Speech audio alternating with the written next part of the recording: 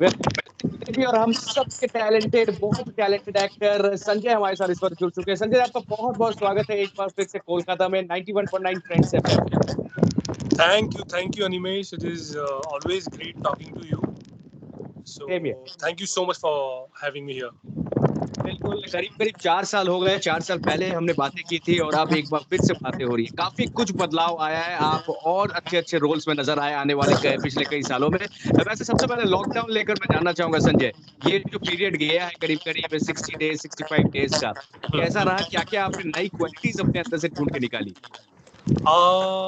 No complaints, no regrets. बहुत ही chilled out time रहा है because लॉकडाउन स्टार्ट हुआ उससे जस्ट 2 दिन पहले ही मैं अपने होम टाउन आ गया, अपनी फैमिली के पास। तो 2 महीने से भी ज़्यादा हो गए अपनी फैमिली के साथ मैं वक्त बिता रहा हूँ। एंड फैमिली के साथ वक्त बिताना किसे अच्छा नहीं लगता, हर किसी को अच्छा लगता है। सो बहुत ही अच्छा क्वालिटी टाइम स्पेंड कर रहा हूँ मैं अपनी फैमिली के साथ। एंड यहाँ पर मैं बहुत चिल कर रहा हूँ, सीरीज देखता हूँ, फिल्म्स देखता हूँ। Basically I live in a joint family, 16 लोगों की फैमिली है और एक ही प्रीमाइसेस में 3 घर है हमारे। तो काफ़ी स्पेस है यहाँ पर, जॉग करने के लिए, क्रिकेट खेलने के लिए, बास्केटबॉल खेलने के लिए, सब कुछ घर के अंदर ही। मतलब घर का जो प्रीमाइसेस है उसके अंदर ही। I don't go out. बाहर तब जाता हूँ जब कुछ बहुत अर्जेंसी होती है, या तो डॉक्टर के पास जाना हो, या मेडिकल शॉप जाना हो, या फिर हाउस होल्ड कुछ चीज़ें खरीदनी हो, बहुत ही अर्जेंट हो तब। एंड वो भी सारे प्रिकॉशंस लेकर, मास्क पहनकर, सैनिटाइजर साथ में ले जाता हूँ, दूसरे लोगों से करीब 1 से 2 मीटर की डिस्टेंस बना के रखता हूँ। सो सही चल रहा है, बस शूटिंग बहुत मिस कर रहा हूँ मैं। I want to get back to my sets, I want to shoot because I am born to entertain. And जब मैं कैमरा फेस नहीं करता हूँ, ऐसा लगता है कि ऑडियंसेस से डिस्कनेक्ट हो गया हूँ, ऑडियंसेस से दूर हो रहा हूँ। एंड वो फीलिंग बहुत बहुत बुरी फीलिंग है एक आर्टिस्ट के लिए। तो I am just waiting to get back and I am just waiting ये जो पैंडेमिक है जल्द से जल्द खत्म हो जाए, कोई वैक्सीन आ जाए, कोई मिरेकल हो जाए, एंड सारे लोग, ये दुनिया फिर से वैसी बन जाए जैसे कोविड से पहले थी। बिल्कुल संजय, हम सब चाहते हैं कि एक बार फिर से आपको शूटिंग सेट पे हम देखें और आपको नए नए चैलेंजिंग रोल्स करते हुए हम देखें। संजय, जब आज हम दोनों के पास थोड़ा सा वक्त है तो हम जानना चाहेंगे कुछ ऐसी चीजें, मैं आपसे जानना चाहूंगा जो ज्यादातर लोगों को नहीं पता है। बचपन की थोड़ी सी बातें हम सबसे पहले करना चाहेंगे। संजय, हमेशा से आपने सोचा था, जॉइंट फैमिली थी, बिजनेस में करते होंगे, परिवार में तरह तरह की बिजनेस से जुड़े होंगे या सर्विस से जुड़े होंगे, तो एक्टिंग से कैसे लगाव था? एक्टिंग से कैसे जुड़े आप? मैं स्कूल टाइम से एंटरटेनर था। स्कूल में मैं एकेडमिक्स में बहुत ज़्यादा स्ट्रांग नहीं था, पढ़ाई में ज़्यादा मन नहीं लगता था। सो स्कूल में जब भी teachers day, annual function, fun and fair, ऐसी कोई भी एक्टिविटी, कोई भी ऐसा फंक्शन या ओकेशन होता था, तो मैं सबसे आगे जाकर अपनी प्रिंसिपल से परमिशन लेता था कि मैं इस ओकेशन पर एक डांस परफॉर्मेंस करना चाहता हूँ, कैन आई डू इट। तो मुझे परमिशन, जस्ट अ मिनट, हाँ निमेश, 1 सेकेंड बस। जी।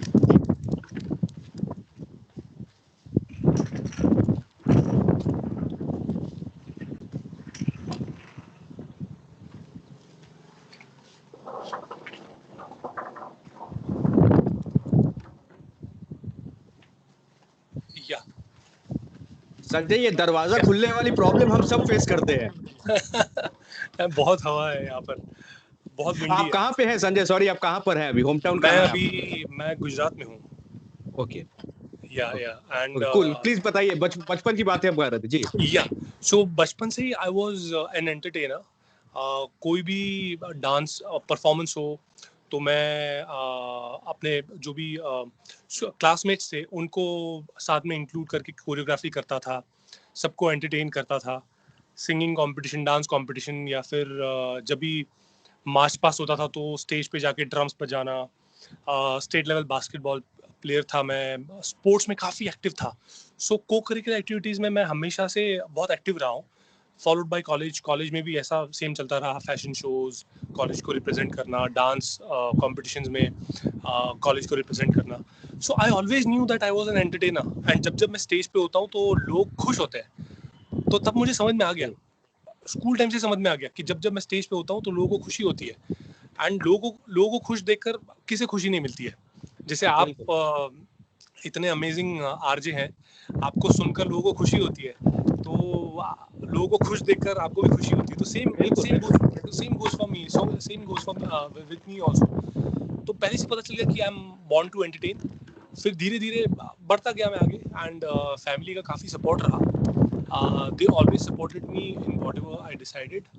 जब मैंने उनको बोला कि मुझे ये करना है, तो उन्होंने कहा go ahead, we are with you. So I was very fortunate, lucky and blessed to have a family which always backed and supported me. बिल्कुल। तो उसके बाद संजय शुरू हुआ, आपको सपोर्ट मिला, आपने एक्टिंग तो आपके एंटरटेनर तो आप थे ही और एंटरटेन अभी भी कर रहे हैं। तो उसके बाद जो शुरुआत हुई थी इसके बारे में बताना चाहेंगे? जैसे कि वेरी पियर से लेके अभी तक का सफर कैसा रहा? इतने सारे अच्छे-अच्छे चैलेंजिंग रोल्स आपने किए हैं। तो सफर के बारे में अगर बताएँ please? Animesh, though I belong to a very well to do family, लेकिन फिर भी मैंने वो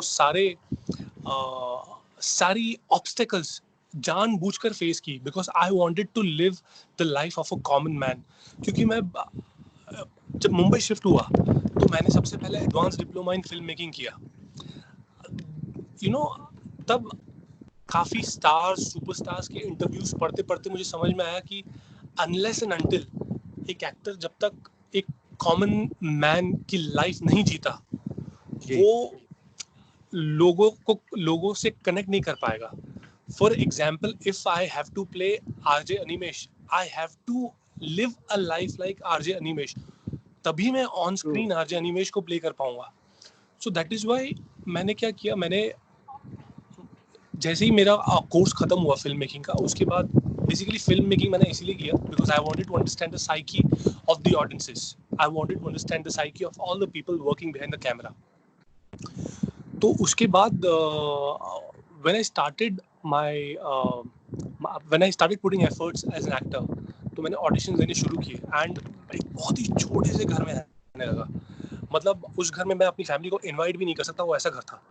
एंड एक ऐसी लाइफ जी रहा था जो मुझे जरूरत नहीं थी, but as an actor it really help me to understand कि जो पर्क्स है लाइफ के, वो हर किसी को नहीं मिलते। एंड अगर कल उठकर मुझे एक बहुत ही लोअर मिडिल क्लास या बहुत ही गरीब इंसान का भी रोल करना पड़ेगा, तो वो दिन जो मैंने बिताए थे जानबूझकर, वो हेल्प करेंगे मुझे। सो उसके अलावा भी बहुत अप्स एंड डाउन्स थे, because if you don't belong to a फिल्मी बैकग्राउंड, एक ही तरीका है प्रोजेक्ट्स को हासिल करने का, वो है ऑडिशंस।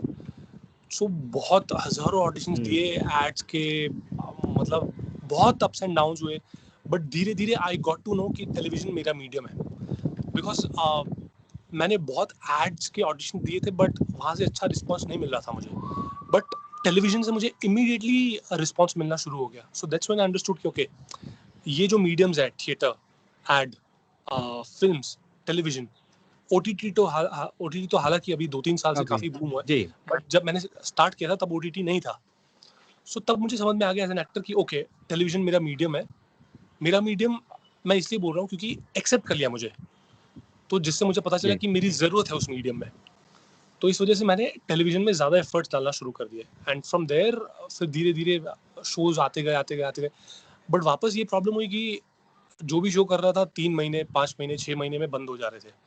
सो टेलीविजन में भी तब तक नाम नहीं बनता है जब तक कि आपका शो लॉन्ग रनिंग हो, क्योंकि आपका कैरेक्टर और आपके शो को बिल्ड होने में थोड़ा टाइम लगता है। इम्पैक्ट करने में, ऑडियंसेस को इम्पैक्ट करने में, उनका दिल जीतने में थोड़ा वक्त लगता है। 1 साल 2 साल धीरे धीरे इम्पैक्ट करता है, ऑडियंसेस इम्प्रेस होते हैं। सो अभी तो शो आ रहे थे और जा रहे थे, but finally I landed up in Kundali Bhagya, where again I was cast in a cameo role. 3 महीने का रोल था वो, बट इस बार ना, मतलब मैं कसम से ठान के गया था कि मैं नहीं हिलने वाला इस शो से। मैं इतनी मेहनत करूंगा और ऐसा परफॉर्मेंस दूंगा ऑडियंसेस को कि वो लोग एंटरटेन हो जाए और इस कदर एक्सेप्ट कर ले कि मुझे वो शो से जाने ना दे। एंड हुआ भी कुछ ऐसा ही, ऑडियंसेस ने एक्सेप्ट किया, एंड प्रोडक्शन हाउस ने, एकता मैम ने मुझे शो का मेन विलन बना दिया, नेगेटिव लीड बना दिया।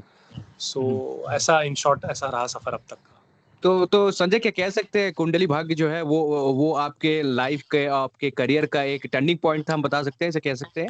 Biggest biggest turning point of my career. हुँ, हुँ। क्योंकि आप सोचिए, मुझे बोला गया था ये 3 महीने का कैमियो रोल है, एंड मेन कोई विलेन ठीक बन से, गए। हाँ, तो मतलब it's not less than a miracle.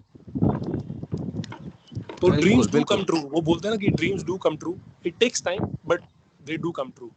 अगर बिल्कुल, एक अच्छे अच्छे इंसान की भी निशानी होती है, एक अच्छे एक्टर की निशानी होती है, मेहनत करते रहने से कभी न कभी आपको बड़ा ब्रेक मिलेगा ही, वही आपके साथ भी हुआ। वैसे संजय मैं जानना चाहूँगा जब रोल्स कर रहे थे, एक छोटे घर में रह रहे थे, स्ट्रगल कर रहे थे, तो घर वालों की तरफ से सपोर्ट तो था आपने कहा, लेकिन कभी ऐसा हुआ कि उन्होंने कहा नहीं हो गया अब आजा, फिर से सब कुछ तो यहाँ ठीक है, सब कुछ ठीक है, ऐसा तो हुआ होगा?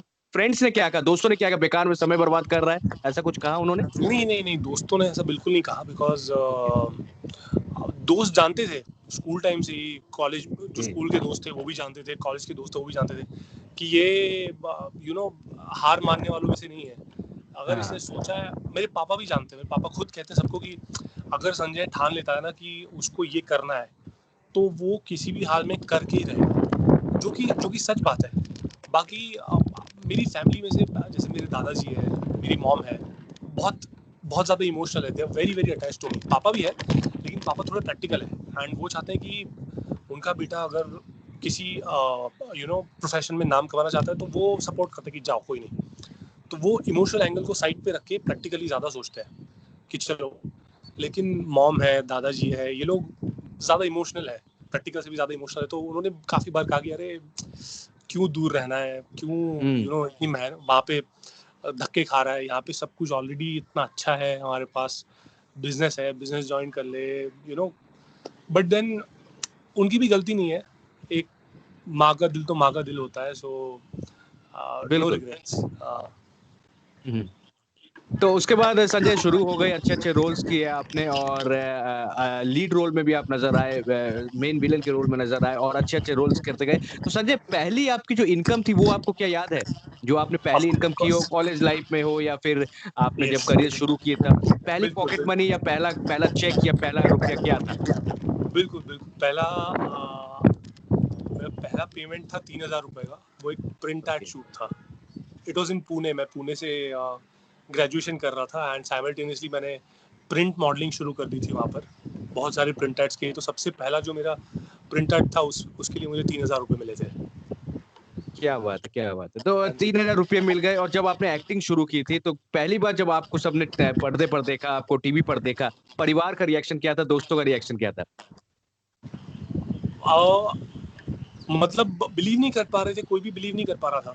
मैं खुद बिलीव नहीं कर जी। पा रहा था, बिकॉज बहुत ही सडन कास्टिंग हुई थी। रात को 11:30 बजे मुझे कॉल आया कि बैरीपिया में ये रोल है, एंड आप करोगे?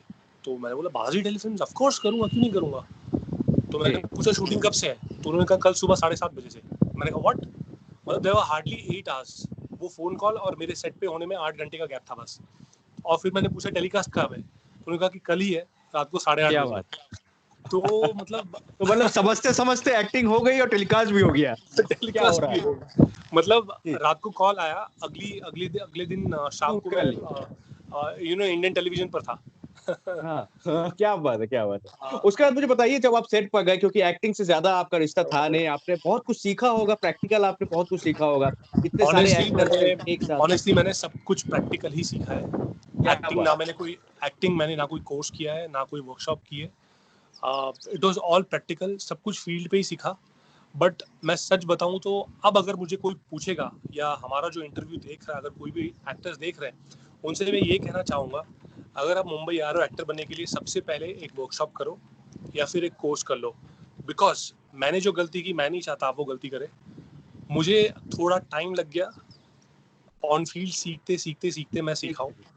अगर आप फॉर्मल एजुकेशन लेकर आते हो तो आपको कम वक्त लगेगा चीज़ों को समझने में।